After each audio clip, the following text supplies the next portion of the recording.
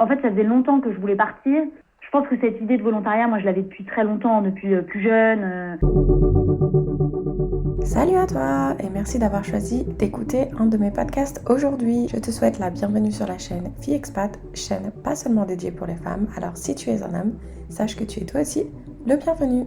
Si tu ne le sais pas déjà, tu y découvriras tous les mardis la conversation que j'ai eu la chance d'avoir avec une femme qui a osé sauter le pas de l'expatriation. Sans plus attendre, je te souhaite une très bonne écoute.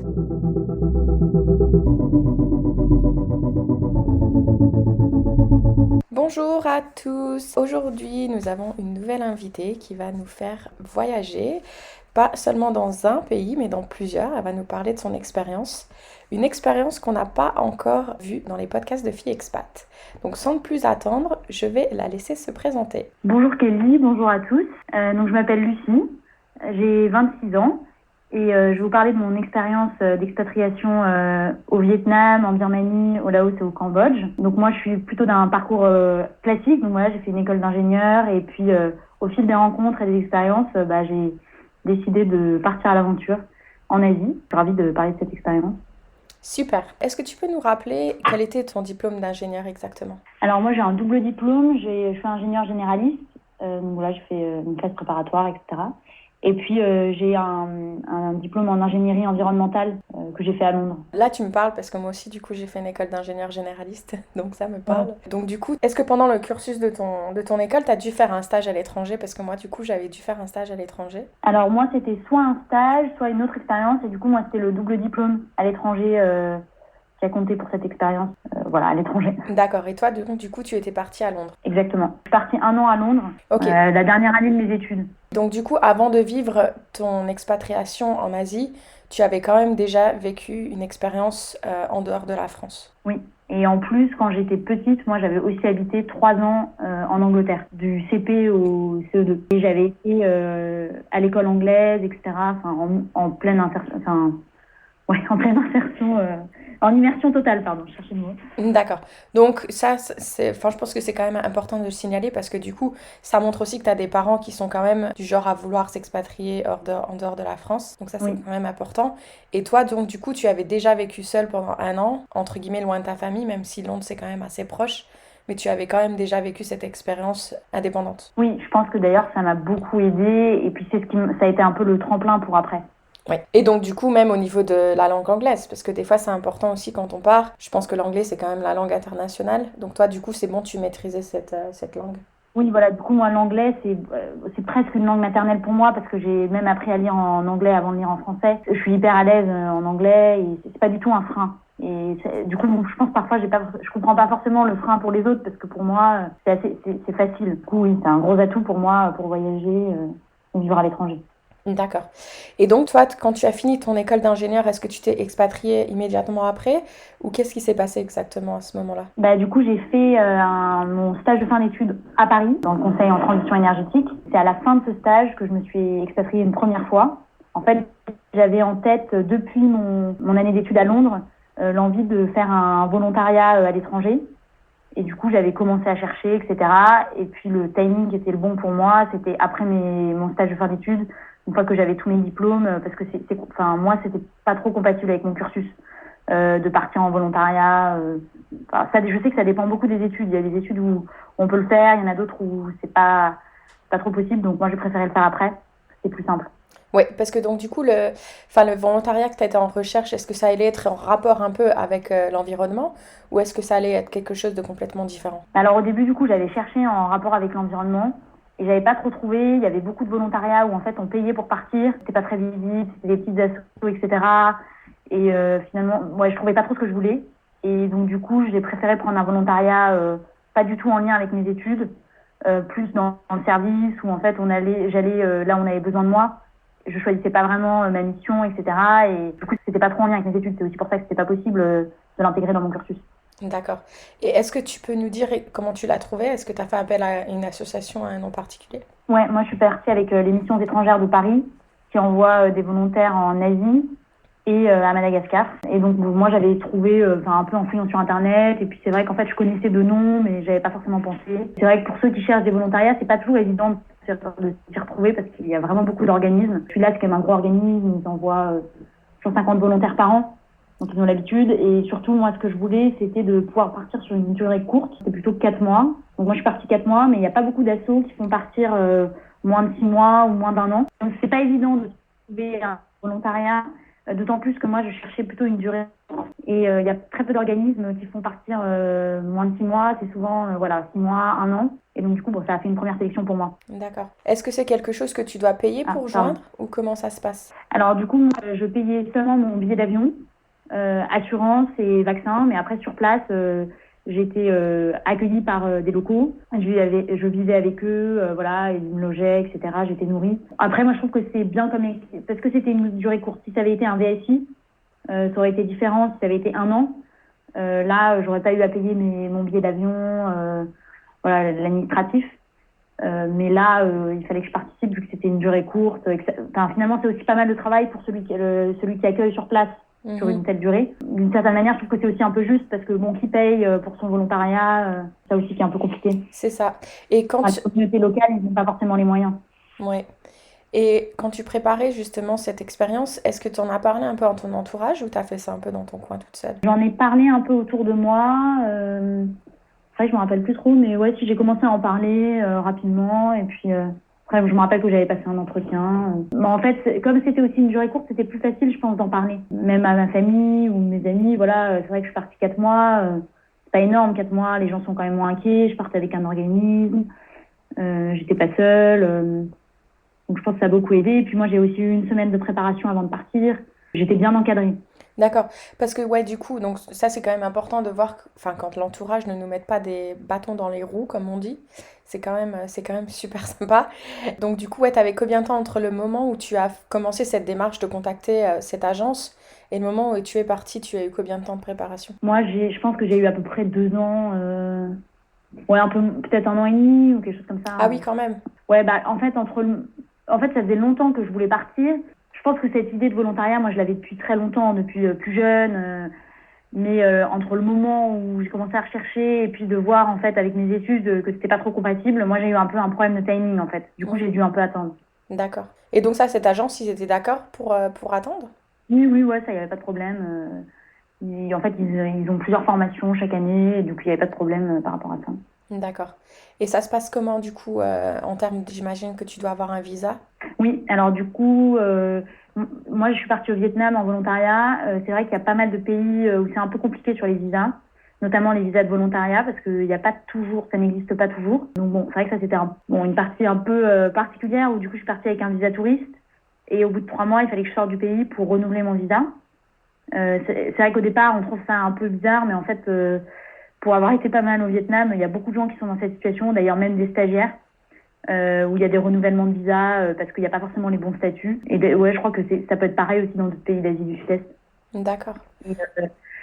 Et après, sur le visa du Vietnam, pour le visa de touriste de 3 mois, il y a plusieurs options. On peut le faire une partie en ligne et après le payer sur place quand on arrive à l'aéroport, ou bien aller le faire à l'ambassade. Moi, la première fois, je l'avais fait à l'ambassade parce que c'est vrai que moi, j'étais jamais partie aussi loin faire un visa. Je préférais bien sûr avoir mon visa sur mon passeport. Je trouve que c'est plus rassurant. Ah, donc ça, tu peux le faire à Paris, du coup? Ouais, ça, on peut le faire à Paris. C'est vrai que j'avais la chance d'être à Paris, donc du coup, il suffit d'aller à l'ambassade 2 fois, apporter son passeport et puis ensuite revenir le chercher. Ouais, moi j'avais fait pareil pour mon visa américain. J'avais dû aller à Paris à l'ambassade américaine. Eux, par contre, avaient gardé mon passeport et après, ils me l'envoyaient par courrier. Donc ça, j'étais pas très rassurée de savoir que mon passeport allait finir dans une enveloppe.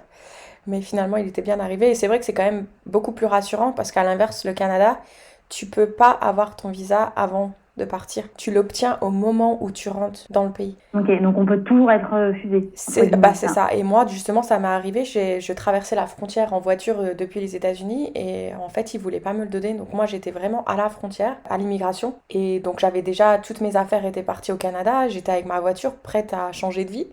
Et en fait, ils trouvaient qu'il y avait quelque chose de louche dans mon dossier. Ah. Donc je ne sais pas pourquoi ils voulaient pas me le donner. Donc je suis restée pendant 3 heures. Je suis restée 3 heures à la douane. Et je me souviens, je l'ai pris, j'étais assez relax parce que moi j'avais quand même un avocat. Donc je me suis dit, bon, c'est lui qui va dealer avec tout ça. Après, c'était un samedi. Heureusement, il a quand même répondu au téléphone. Il savait que je passais la frontière le jour-là. Et je sais pas ce qu'il a fait en arrière-plan. Mais au final, je l'ai quand même eu. Mais je me souviens, c'était quand même assez stressant parce qu'en plus, mes parents me retrouvaient au Canada le lendemain. Donc c'est pas comme si ils me disaient, ah bah non, là, vous allez devoir faire demi-tour. Je leur disais, mais vous pouvez pas me laisser en tant que touriste. Au moins, laissez-moi rentrer en tant que touriste. Je reviens dans une semaine s'il faut. Et ils étaient, ah mais non, ça se passe pas comme ça. Ah oui. Et donc, du coup, je me souviens une fois que je suis sortie, j'ai vu un McDo, tu sais, moi je suis la fille, il faut que je mange si je suis stressée. Et donc, j'ai été tout de suite au McDonald's me prendre un Big Mac qui était d'ailleurs servi avec une poutine. Donc, voilà, c'était stressant. Finalement, ouais, c'est mieux, je pense aussi, si on a la possibilité de le faire en France, son visa, vaut mieux le faire en France. Ouais, au moins la première fois, ouais, je pense que c'est pas mal de commencer comme ça. Ouais, non, c'est clair. Et est-ce que tu savais un peu ce que ça allait être ta mission avant de partir ou t'allais découvrir ça un peu sur le pays? Non, en fait, j'avais eu une fiche de mission, une fiche de poste, et donc je savais que j'allais devoir enseigner le français et l'anglais à des étudiantes. Moi, j'étais aussi chez des religieuses, donc je devais aussi leur enseigner aussi l'anglais, enfin, et le français aux religieuses. Voilà, c'était un foyer qui accueillait une quarantaine d'étudiantes. Donc je savais à peu près à quoi m'attendre. Après, c'est vrai qu'il y a toujours un écart entre ce qu'on nous dit et ce qui se passe réellement. Le rôle du volontaire, en plus comme là c'était vraiment en immersion totale, je vivais avec eux, etc.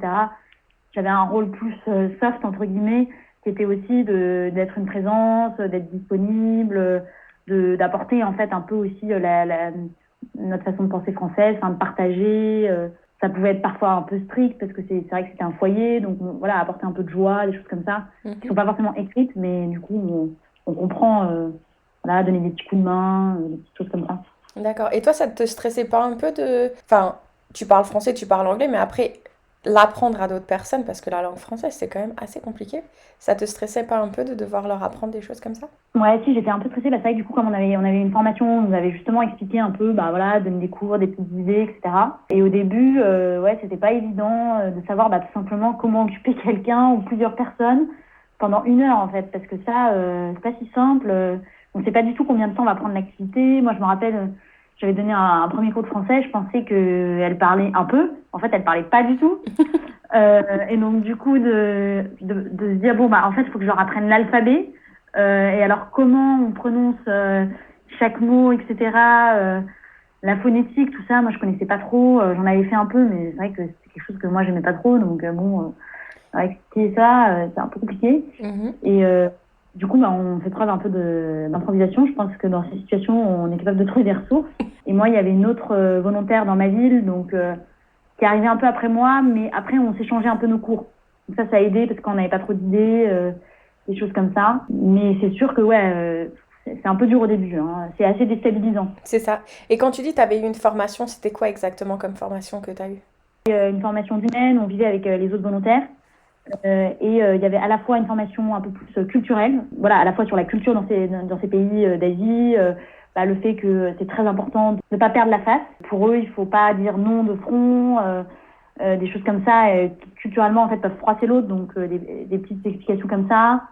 Mais aussi sur les religions, le bouddhisme, tout ça, en quoi ça implique dans les cultures, pour comprendre un peu leur mode de vie, et pas arriver avec nos gros sabots de français.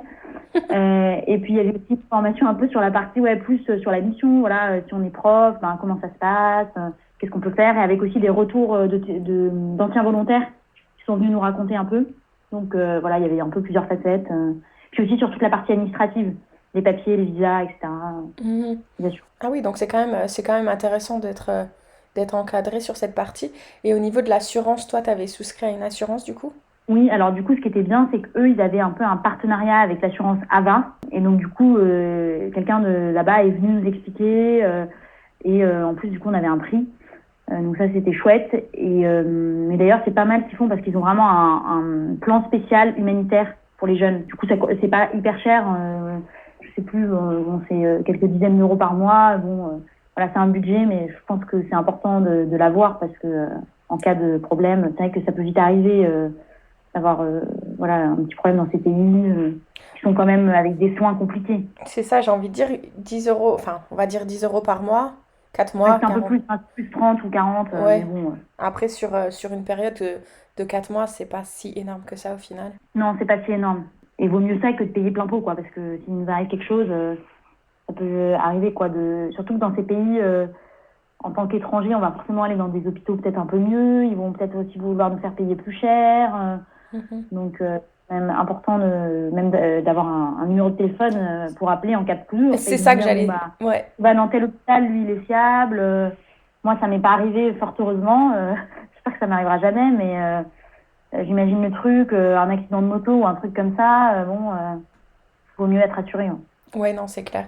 Et comme tu le dis, rien que d'avoir l'assurance de savoir quel numéro appeler, si tu as une question ou quelque chose qui t'arrive, c'est quand même déjà super intéressant. Et donc, toi, du coup, tu partais de Paris toute seule. C'est après qu'il y avait une autre volontaire qui allait te rejoindre. Moi, je suis partie directement de Paris toute seule. J'ai été accueillie, du coup, enfin, j'ai changé d'avion.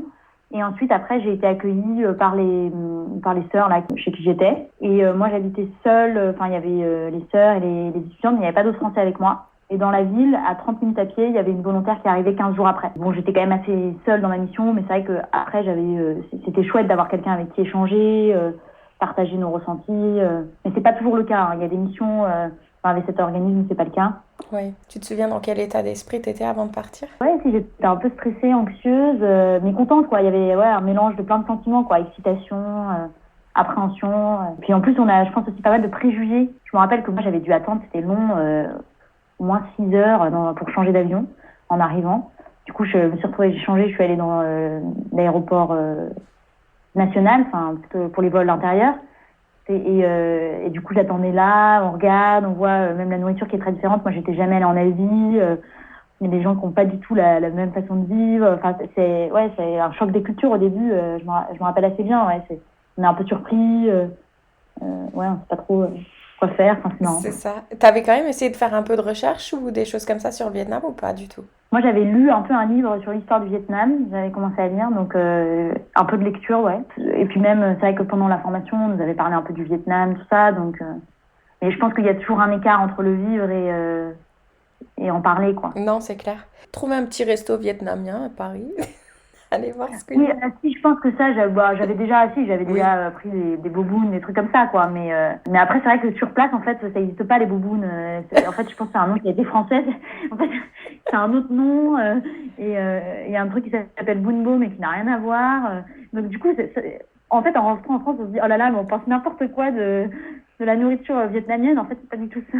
Mais c'est marrant parce que ouais, j'entends toujours ça quand c'est sur les pays asiatiques que c'est pas du tout pareil, mais je trouve ça assez drôle parce que par exemple un restaurant américain, un burger, ça reste un burger, que tu vas le manger aux États-Unis ou en France, ça reste un burger. Pareil pour la poutine avec le Canada. Mais c'est vrai que quand c'est les pays asiatiques, il paraît que c'est super différent ce qu'on propose en France et ce qui se passe dans le pays. Peut-être qu'il y a eu parce que c'est peut-être trop différent presque de nos goûts, donc il y a eu une adaptation. Ouais, c'est vrai que c'est marrant parce que on peut être surpris, quoi. Ouais, c'est ça. Et donc, toi, du coup, quand t'es arrivé le premier jour sur place, donc une fois que t'es sortie de l'aéroport, comment tu t'es sentie? Je me rappelle, j'étais un peu fatiguée parce que c'est vrai que le voyage était long. En plus, j'avais eu une longue escale. En plus, je suis arrivée tout de suite, on m'a donné un truc à manger. Immersion totale avec une soupe, un petit truc. Bon, heureusement, il n'y en avait pas trop, mais c'est vrai que moi, j'avais qu'une envie, c'était de dormir, quoi. Mais bon, après, du coup, je suis allée me coucher. Et je m'en rappelle, si j'avais dû dîner après. J'étais un peu déphasée, quoi.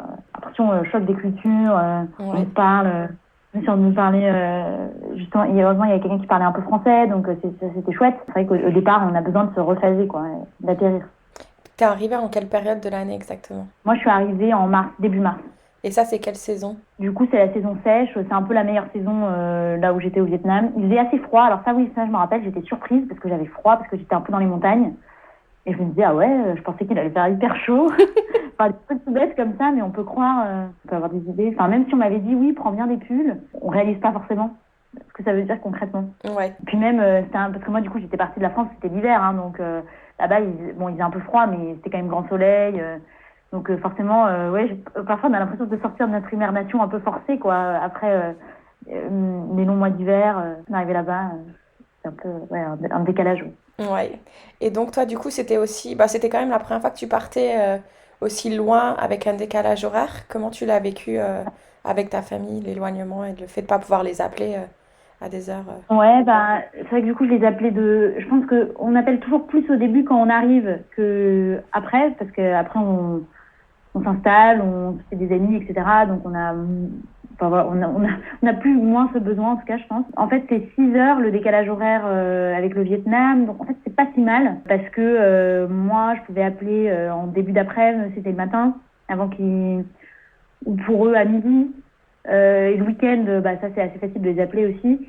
Donc ouais, moi j'ai pas trouvé ça trop un frein. Et en même temps, le décalage horaire, quand on est sur une telle expérience, je pense que c'est un avantage parce que ça permet d'être 100% présent dans le pays pendant une partie de la journée, parce que du coup il n'y a pas de personnes qui vont pouvoir nous appeler, etc.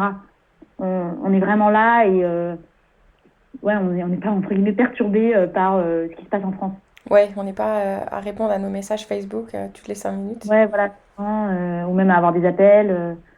Donc je trouve que c'est un plus par rapport à l'intégration, le décalage horaire. D'accord.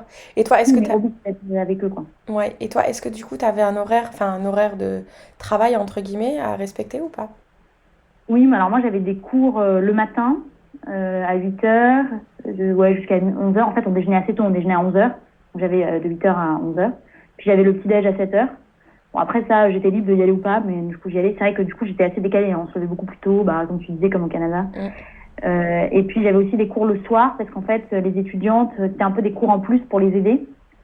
Donc c'était de 19h à 21h, j'avais des cours. Et puis des cours aussi un peu dans l'après-midi qui se calaient. J'avais des cours. En fait, du coup, j'avais un peu des trous. J'avais le matin, l'après-midi et un peu plus le soir. D'accord. Du lundi au vendredi? Ouais, du lundi au vendredi, et le week-end j'étais libre. Mais après j'avais un peu donné des cours parce qu'on m'avait proposé le dimanche soir, je donnais un peu des cours le samedi, parce que eux, ils n'ont pas trop de week-end en fait là-bas. C'est vrai que ça j'ai mis un peu de temps à comprendre, mais en fait eux ils ont cours le dimanche, comme le mardi, le jour off. Culturellement il n'y en a pas trop. Ah oui. Donc moi j'avais un peu de chance d'avoir un week-end parce que justement ils savaient que les volontaires, pour nous ça allait être bizarre de travailler le week-end, mais eux c'est un peu un jour normal. Être dans un pays comme le Vietnam et pas pouvoir aller peut-être un peu visiter, ça doit être aussi frustrant en tant que volontaire, non? Alors moi, du coup, j'ai eu la chance de visiter un petit peu quand j'ai refait mon visa, que je suis sortie du Vietnam, je suis allée au Cambodge et je suis revenue au Vietnam. Et du coup, à ce moment-là, j'en ai profité pour voyager un peu. Ça dure combien de temps justement pour le refaire? C'est assez rapide, ça dure 3 jours à peu près. Alors celui-là, on l'avait fait en ligne, mais on peut aussi le déposer. Il y a plusieurs options pour le refaire au Cambodge, là. Il y a un peu des espèces de petits boui-boui, là, qui refont, on donne son passeport, on paye. Eux, ils s'occupent de faire pour soi et ensuite on vient récupérer 3-4 jours après. Soit on peut aussi le faire en ligne et on le récupère à l'aéroport quand on arrive. Mais ça marche que si on rentre au Vietnam par avion. D'accord. On rentre par le bus, là il faut refaire le passeport le visa sur le passeport. Donc ça marche pas. Et donc du coup j'ai visité les temples d'Angkor, ça m'a laissé un peu de temps. Il fallait quand même rester, sortir du pays au moins 3 jours pour... Je sais qu'il y a des gens qui font leur visa très rapide, ceux qui habitent au Vietnam et qui sont sous visa touriste. Eux, ils vont vraiment rapide à la frontière. Bon, je sais pas trop comment ils font, mais je pense qu'ils payent peut-être un peu plus, mais c'est un peu opaque. Hein. Et toi, du coup, tu as choisi le Cambodge, pourquoi? Parce que c'était tout prêt pour refaire le visa, et puis c'est vrai que j'avais aussi envie de voir encore, Siem Reap, c'est quand même... je pense que ça fait partie des choses à voir en Asie, donc c'était bien. Après, les autres options, c'était d'aller... au Laos, mais c'était un peu plus compliqué par rapport au visa. C'était plus facile de faire au Cambodge. D'accord. En termes de facilité, ouais. D'accord. Et donc, du coup, là, tu as fait le Cambodge, tu as fait un peu le Vietnam? Ouais, exactement. Voilà, je suis après partie une petite semaine. Voilà, 6 jours, c'était assez express. Hein. Du coup, j'ai visité plutôt le nord du Vietnam et un peu le Cambodge. Donc, voilà. Je sais pas comment c'est, j'ai jamais eu la chance d'aller au Vietnam ou au Cambodge, mais j'ai déjà été en Thaïlande. Bon, moi, j'ai été vraiment en voyageuse avec un guide, enfin, le truc tout prépayé, enfin bref.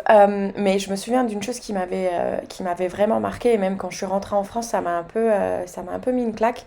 C'était parce que moi, j'étais allée en plus au mois d'octobre, il y avait des grosses inondations à Bangkok, et pourtant, ils étaient tellement heureux. Ils jouaient dans l'eau, enfin leur maison était complètement inondée, mais c'est pas grave, ils pêchaient, enfin ils étaient un sourire sur le visage incroyable. Est-ce que tu as remarqué ça aussi au Vietnam?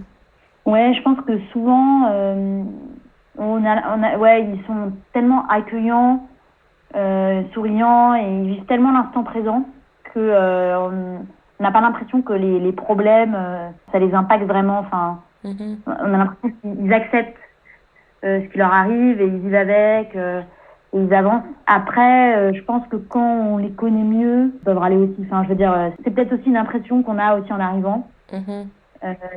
Et après, quand on connaît, ils peuvent être assez négatifs en fait au Vietnam. D'accord. Après, ça dépend peut-être des caractères, mais ils peuvent être négatifs parfois. Dès qu'il y a un problème, ouais, ça dépend. Moi, quand même, j'ai vu des gens, c'était un peu catastrophique. Hein. Dès qu'il y avait un truc, oh là là, qu'est-ce que je vais faire? Donc, je dirais que ça dépend. Dans les villages, quand on arrive, il y a une simplicité peut-être qui nous touche en tant qu'Européens. Et ouais, je redirais l'instant présent qui est vécu à 100%, qui fait que du coup, on a l'impression que même s'ils ont des problèmes, bah là, ils profitent du moment, quoi. D'accord. Et est-ce que toi, à un moment donné, quand tu étais sur place, tu t'es dit, mais punaise, mais qu'est-ce que je fous là en fait? Ouais, alors c'est vrai que oui, ça a dû m'arriver un peu en certains moments. On se retrouve à des fêtes et je me rappelle, j'avais dû manger du sang de buffle coagulé là. Et j'étais là, je suis en train de manger. On me présentait des, je ne sais plus quoi, enfin des trucs comme ça. Et là, on se dit, oulala, où suis-je? Des moments comme ça, ouais, parfois on peut se sentir un peu en décalage ou même quand on vit vraiment avec eux, de se dire ah ouais, là il y a ma famille ou mes amis en France qui sont en train de vivre complètement autre chose et moi je suis là. Et c'est vrai que parfois de réfléchir à ce décalage, ouais, je pense que ça fait un peu un choc. Ouais. Après, c'est plutôt pendant ma deuxième expérience où c'était peut-être un peu plus dur parce que j'étais plus seule. Et je me rappelle qu'au Cambodge, il pleuvait. Moi, j'étais malade. Au début, j'avais pris une petite guest house là où j'étais dans une espèce de bungalow là, à moitié trempée.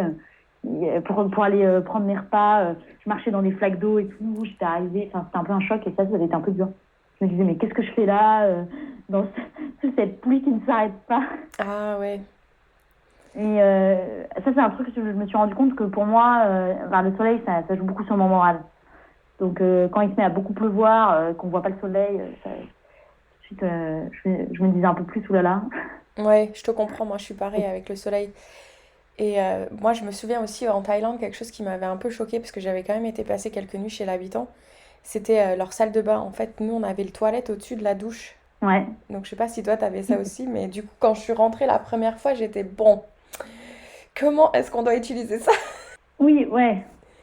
Oui, tout est. En fait, oui, ils ont une toute petite salle de bain, c'est ça? Ouais, Avec les toilettes, ou alors un seau, il n'y a même pas de pommeau, et en fait, c'est tout au même endroit. c'est ça. Ouais, en Asie, c'est comme ça. C'est vrai qu'au début, ça peut être un peu surprenant, même. Oui, j'avais été. Ça, c'était plus au Cambodge. J'avais vécu vraiment dans des villages, et là, il y a une espèce de toilette turque, et il y a aussi l'eau, et c'est là où on se douche, quoi. C'est vraiment devant. C'est ça. Ouais. C'est vrai ouais, il y a un petit temps d'adaptation, mais bon, après, on s'adapte. Ouais, après, finalement, ça devient presque un peu normal, mais je pense que la surprise du début, heureusement, laisse place à, c'est l'Asie, quoi. Ouais, voilà, c'est ça. C'est juste, c'est intéressant quand même de le signaler parce que c'est vrai que c'est facile de s'adapter dans le luxe, mais quand on doit s'adapter dans le sens inverse, c'est un petit peu moins luxueux. Au départ, ça peut être un peu étonnant, mais au final, oui, on s'adapte très rapidement. Oui, c'est vrai qu'il y a pas mal de choses comme ça. Il n'y a pas trop d'eau potable. Ça, c'est un truc bête, mais on n'y pense pas trop. Ok, on peut se laver les dents avec l'eau, mais je veux dire, on va pas boire l'eau du robinet, quoi. Donc, soit c'est de l'eau bouillie ou voilà, il y a une eau spéciale, etc. Donc, ouais, des petits trucs comme ça, au départ, ça peut sembler bizarre. Non, c'est clair. Même, après, il y a d'autres trucs. Bon, alors ça, c'est moins... c'est plus culturel. Ils vont jamais s'attacher dans un taxi. Donc, moi, je me rappelle quand je suis revenue en France, tout simplement, ah oui, j'ai oublié de m'attacher. Enfin, il y a des trucs comme ça qui peuvent arriver. Ouais, un peu un autre mode de vie. D'accord. Et toi, du coup, une fois que tu avais fini ton expérience de volontariat et que tu as dû rentrer, tu n'avais pas ce sentiment, oh non, je veux rester, j'ai l'impression qu'il faut que je fasse un peu plus, ou tu étais quand même contente de rentrer? Moi, j'étais partagée et en fait, j'avais trouvé un job à Ho Chi Minh, au Vietnam. Bon, je suis rentrée, je me suis dit, je vais quand même réfléchir. Mais c'était sur un contrat local et du coup, j'ai un peu réfléchi et je me suis dit que j'avais quand même envie de revenir en France un peu, me poser aussi, prendre le temps parce que comme il y a quand même un gros choc des cultures dans les deux sens, il faut aussi, pour moi, j'avais besoin aussi de temps pour me dire voilà, qu'est-ce que je veux, où est-ce que je veux aller et pas faire un choix un peu parce que oui, la vie était super agréable là-bas. etc. Et en plus, bon, ça n'aurait pas du tout été la même chose que de travailler, que d'être volontaire. Donc, c'était quand même un gros choix, surtout que c'était bon 1 an. Et puis après, je pouvais peut-être avoir un VIE, mais du coup, il y avait un peu une question d'engagement, quoi. Sur une longue durée, c'était un peu compliqué. Et du coup, je suis rentrée, j'ai trouvé un job en France. Et là, là, pareil, c'était un gros choc parce que je travaillais à la Défense, à Paris. Je me rappelle, au début, j'étais dans une tour. Et puis, je regardais, je me disais, oh là là, il y a ces gens au Vietnam avec qui j'étais, qui vivent dans une misère pas possible. Et nous, on a ce béton partout.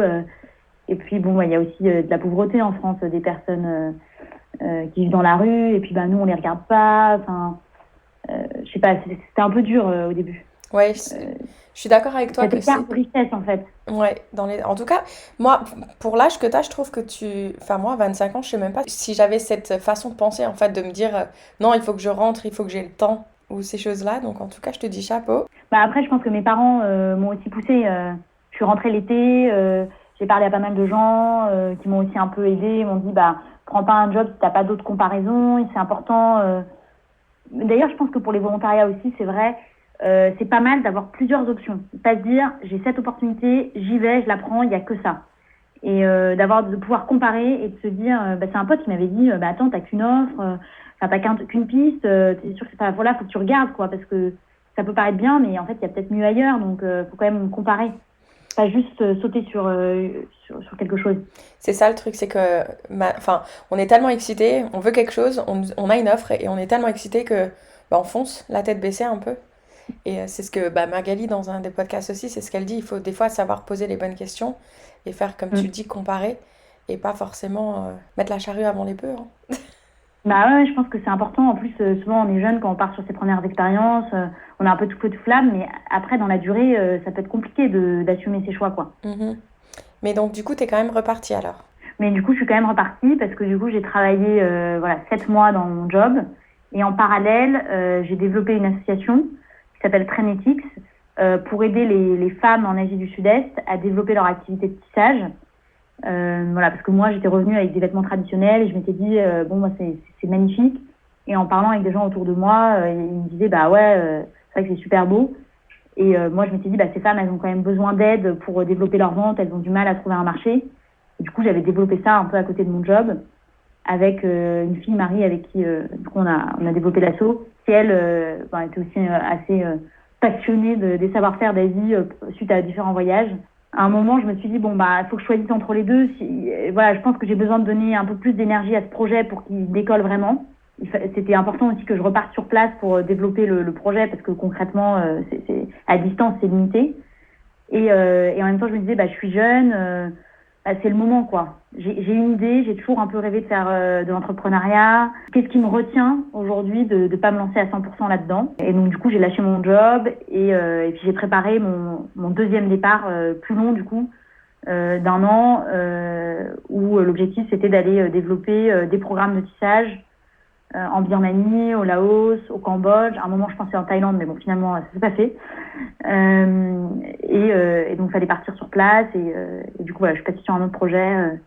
Finalement, mon job à Paris, ça a été une bonne transition parce que si j'avais pris ce job au Vietnam, j'aurais sûrement pas développé ce projet. Et aujourd'hui, je suis hyper contente de ce projet. J'ai l'impression que ça allie à la fois mon besoin d'aventure, de voyage, le côté social qui me touche, d'aider ces personnes et que j'aurais sûrement pas fait dans notre travail. Donc, parfois dire non, en fait, ça ouvre d'autres portes, quoi. Ah, c'est génial. Franchement, génial. Parce que, en plus, du coup, j'ai envie de dire parce que j'imagine que t'étais chez tes parents à cette époque-là. Ouais, du coup, moi, j'étais restée chez mes parents parce que j'avais ce projet un peu entrepreneurial. À un moment, j'avais failli quitter mes parents, mais je m'étais dit, c'est peut-être pas le moment, là. C'est peut-être le moment de mettre de côté et heureusement que je l'ai fait. C'est ça. C'est là où on se dit merci maman, merci papa de bien vouloir m'héberger pour que je puisse mettre de l'argent de côté et que je n'ai pas ce stress de devoir payer des factures. Ouais, c'est vrai que ça, j'ai cette chance d'avoir mes parents qui ont pu me soutenir et m'accueillir, quoi. Et je leur suis extrêmement reconnaissante de ça. Non, c'est clair. Il faut savoir parce que des fois, il y en a, ils prennent ça plutôt comme oui, je veux pas être aidée, mais finalement, être aidée dans ce sens-là pour faire quelque chose comme tu es en train de faire aujourd'hui. C'est quand même super, quoi. Je pense que l'aide, elle est positive. Enfin, derrière, ils m'aident moi, mais ça permet d'aider d'autres personnes. Et c'est vrai que ça m'a aussi peut-être dédramatisée en Asie parce que eux, ils vivent assez longtemps chez leurs parents. Enfin, c'est assez normal. Ils n'ont pas les moyens d'aller se loger ailleurs, enfin, sauf s'ils vont travailler dans une autre ville. Mais ils disent pas, je vais dépenser un loyer pour ça. Et, bon, sauf s'ils ont une famille ou qu'ils ont vraiment les moyens, ils vont aller habiter seuls. Mais avant, voilà, c'est un peu, ils économisent. Ok, ils donnent un peu d'argent à leurs parents. Mais nous, en France, c'est un peu connoté de rester longtemps chez ses parents en mode l'échec et tout. Et du coup, moi, je le vois aussi de façon positive. C'est aussi de se dire, si mes parents peuvent m'accueillir, m'aider, bon, et que moi, derrière, ça me permet de mieux décoller derrière et d'avoir les moyens de faire ce que j'ai envie, c'est plutôt une chance, quoi. Non, carrément. Et donc, toi, du coup, si tu avais des conseils ou au moins un conseil à donner à une personne qui voudrait justement faire une expérience de volontariat en Asie ou ailleurs, qu'est-ce que tu lui dirais? D'abord, je pense que c'est important de se poser les bonnes questions. Pourquoi je veux partir? Qu'est-ce que je veux faire exactement? Est-ce que je veux être dans l'action, avoir un impact? Est-ce que c'est plutôt de la rencontre? Je pense qu'il y a une question qui est importante. Est-ce que je pense que je vais sauver le monde? Parce que bon, en réalité, c'est pas le cas. Mais du coup, je pense qu'il faut aussi accepter que on va juste être une petite goutte d'eau. On va être super utile à l'endroit, mais on va pas non plus changer toute la situation. Et puis, c'est pas forcément parce que on est présent, je sais pas, dans un bidonville. On va avoir on va être capable de changer les choses. Est-ce que je suis prêt aussi à vivre dans la misère? Qu'est-ce que je veux? Quelles sont un peu mes intentions? Est-ce que je suis prêt à partir une durée longue, une durée courte? Je pense un peu noter, voilà, quels sont mes objectifs et ce qui m'anime. Ensuite aussi, parce que parfois on peut aussi se dire, oh là là, j'en ai marre de cette vie, je veux partir. Mais je sais qu'il y a certains volontaires, j'en ai pas forcément rencontré, mais il y en a parfois, ils partent et au bout d'une ou 2 semaines, ça va pas, ils veulent rentrer, en fait, ils sont pas partis au bon moment, ils ont fui un truc, ils étaient pas prêts psychologiquement. Donc je pense qu'il faut quand même être capable un peu de faire preuve de maturité là-dessus. Et je pense qu'après, en parallèle, c'est important de chercher des organismes. Et puis en fonction de ces critères, voilà, est-ce qu'on a besoin d'être très accompagné? Est-ce qu'on a plus envie d'un truc un peu autonome? Est-ce qu'on est prêt à être un peu en mode backpacker, à pas avoir trop de sécurité ou pas, ou est-ce qu'on a besoin d'un cadre? Je pense que ça, c'est des questions hyper importantes pour choisir un organisme ou pas.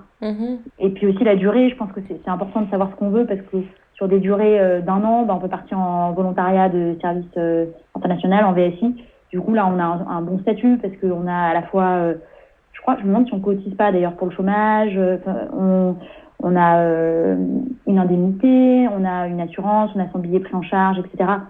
Donc là, il y a cette sécurité, mais bon, il faut quand même être prêt à partir 1 an. D'accord. Donc je pense que c'est les 2 gros conseils. Pourquoi? Et puis regarder les options. Ouais, et puis je pense que ce qui peut être intéressant aussi de savoir répondre, c'est est-ce que je vais là-haut pour essayer de développer de nouvelles compétences, ou est-ce que je vais déjà mettre au service des compétences que j'ai? Parce que déjà, rien que s'expatrier et faire une expérience de volontariat, en quelque sorte, c'est développer un savoir-être. Donc peut-être pas essayer de trop développer en un voyage, entre guillemets. Qu'est-ce que je cherche? Est-ce que je veux être plus sur un truc métier, en fait? Moi, j'ai fait plutôt un choix humain. Voilà. C'est vrai qu'il y a des missions qui sont plus métiers. Donc, il faut aussi un peu savoir ce qui nous intéresse, nous, suivant notre état d'esprit du moment, quoi. D'accord, ouais. Non, je pense que c'est super intéressant. Parce qu'il y a aussi des gens qui disent, moi, je suis infirmière, par exemple, je veux pas du tout faire un truc infirmière. J'ai envie alors qu'elle pourrait être très utile en infirmière. Enfin, en plus, ça paraît assez évident, c'est hyper facile. Et en fait, non, elle a envie de faire un autre truc, quoi. Et du coup, aussi de se dire, voilà, est-ce que j'ai envie d'être sur un truc que j'ai appris, ou hop, je peux donner des cours, j'ai jamais fait ça, mais ça va me changer, ou j'ai envie d'être avec des jeunes. Non, super bon conseil. Et on en avait aussi parlé offline de pas négliger, de vouloir dépenser quelques euros pour une assurance. Ouais, je pense que c'est important, en tout cas, d'avoir une bonne sécurité, que ce soit, voilà, tout ce qui est visa, assurance, d'assurer un peu. Ouais, prendre son temps, de se préparer et de pas partir trop rapidement. Donc, du coup, les fameuses questions de fin. Si la Lucie d'aujourd'hui, celle à qui je parle, disons qu'au lieu de parler avec Kelly, elle est en train de parler avec la Lucie qui allait s'apprêter à partir pour sa première expérience, qu'est-ce que tu lui passerais comme message? Déjà, je me dirais que, vas-y, fonce, ça en vaut la peine, quoi. Tu vas pas le regretter, tu vas apprendre plein de choses. C'est une super expérience. Mais prépare-toi bien, pose-toi les bonnes questions. Pourquoi tu veux partir? Qu'est-ce qui est important pour toi? Ouais, mais surtout, ose, quoi. Prends des risques. T'en seras que plus fier derrière. Ouais. Toi, tu penses que tu ne les as pas bien posées, ces questions? Si, je pense, mais après on peut toujours se les poser mieux. Je pense que à un moment, je m'étais dit, je me rappelle, je devrais pas partir plus longtemps. Ouais, quand même, je pense que sur la durée, je m'étais pas vraiment posé bien la question. J'étais partie sur 4 mois, et en fait, peut-être que ça m'aurait plus longtemps. Les questions, je suis un peu allée assez vite, quoi. J'ai envie de partir. L'Asie, c'est vrai que c'était un peu, j'ai pas trop réfléchi. Finalement, ça me convenait bien. Bon, parfois, c'est bien aussi de pas trop se poser de questions. En plus, j'étais bien encadrée. Parfois, j'ai l'impression que quand je retrace les choix, ça se fait un peu tout seul. J'ai pas l'impression de m'être dit, d'avoir pris un papier, d'avoir dit, ah ouais, je veux partir. Et même sur la partie paperasse, c'est vrai que je pense peut-être surtout sur mon deuxième, parfois, je fais un peu à l'arrache, quoi. Je pense que parfois, c'est bien de faire un peu mieux. Je me suis d'ailleurs rendu compte, par exemple, il y avait à un moment, j'avais pas eu d'assurance après coup. Ah oui. J'avais eu un peu d'assurance parce que je l'ai renouvelée. En fait, je prenais 3 mois par 3 mois parce que je me disais, bon, comme je savais pas trop quand j'allais rentrer, je voulais pas trop payer, etc. Mais bon, voilà, ce genre de bêtises. Donc, c'est vrai que ça, j'ai jamais dit à mes parents, mais je m'en suis rendu compte après coup qu'il y avait eu un moment où j'avais pas été assurée. Bon, ça s'est bien terminé, mais ce genre de truc où, voilà, pas hyper bien organisé. S'ils écoutent le podcast, hein, surtout, vous inquiétez pas, rien n'est arrivé. Non, mais c'est vrai parce qu'en plus, je pense qu'on a souvent on réfléchit beaucoup aux techniques, par exemple la destination ou la durée, mais pas au fond du truc. C'est quoi la flamme en nous qui nous dit pourquoi j'ai envie de faire ça en fait. Ouais, c'est vrai. Je pense que je m'étais pas vraiment posé cette question. Et du coup, la réponse que je donnerais aujourd'hui, elle serait peut-être pas la même qu'à cette époque. Enfin, et en même temps, parfois aussi, on a un appel fort et on ne sait pas trop l'expliquer pourquoi. Enfin, tout d'un coup, on a vraiment une envie forte. C'est ça. Moi, je pense que j'avais vraiment une envie forte, mais je ne savais pas trop pourquoi. Notre instinct, notre fameux instinct qui nous parle, mais Ouais, voilà. Mais qui est bien. Hein, qui est très bien. Il faut toujours l'écouter. Donc, non, donc c'est très bien. Et est-ce que tu aurais une citation ou une chanson préférée que tu aimerais partager avec nous? Ouais, je pense que j'ai une citation de Mère Teresa que j'aime bien. C'est La vie est une aventure, ose-la. Et je trouve que c'est hyper bien dit. Enfin, c'est vrai. D'oser prendre des risques. Et même moi, j'avais écouté un podcast, un TED Talk de Frédéric Bedos. Donc, il y a une femme qui a pris pas mal de risques dans sa vie, etc. Et elle dit, il faut oser, quoi, prendre des risques, quoi. La vie, et c'est ça qui paye derrière, quoi. Sortir de ta zone de confort, etc. Je suis tout à fait d'accord avec toi. Oser, c'est mieux que de vivre avec des regrets. Bah oui, exactement, ouais. Ouais, non, c'est ça. Donc toi, aujourd'hui, tu ne regrettes rien et tu continues d'oser. Et ce que tu fais, c'est vraiment top. Voilà, exactement. Ouais. Donc voilà. Bah écoute, on arrive à la fin de ce podcast. En tout cas, merci beaucoup d'avoir partagé avec nous ton expérience. Donc à vous, auditrices, auditeurs, si vous avez aimé cet épisode, surtout, n'hésitez pas à nous mettre une petite note de 5 étoiles sur Apple Podcast et un petit commentaire. Et si vous voulez nous suivre, vous pouvez nous retrouver sur le compte Instagram FiExpat. Et je crois que toi aussi, tu as un compte Instagram que tu aimerais peut-être partager. Oui, alors c'est le compte Trendetics, TRENDETHICS pour Trendetics pour ceux qui parlent un peu anglais. Donc voilà, où vous retrouverez un peu toutes les rencontres avec les femmes du coup que j'accompagne dans le cadre de l'association que j'ai montée suite à mon volontariat et puis après un an à les rencontrer dans leurs différents pays. Ouais, de toute façon, on mettra tous les... Voilà. Ouais, on mettra tout ça dans la description du podcast pour ceux qui veulent te retrouver. On mettra tout ça, tous les liens. Merci beaucoup Kelly, en tout cas c'était hyper intéressant d'échanger avec toi. Ouais, bah moi aussi je suis super contente. Donc moi j'y pense aussi de temps en temps au volontariat. Je pense que c'est un de mes regrets aussi de pas avoir vécu cette expérience, je te le cache pas. Donc je suis contente d'avoir en quelque sorte vécu ce que toi t'as vécu à travers toi. Donc c'est super. Merci beaucoup. Bah je pense qu'il est jamais trop tard pour tenter l'expérience. C'est pas faux, c'est juste que là c'est vrai, encore une fois, cette pandémie où on est en plein dedans. Ouais, c'est un peu compliqué. Ouais, c'est un petit peu plus compliqué, mais c'est vrai que il faudrait que j'y réfléchisse un peu plus. Merci en tout cas, et puis bonne journée à toutes et à tous. Merci, bonne journée. Salut.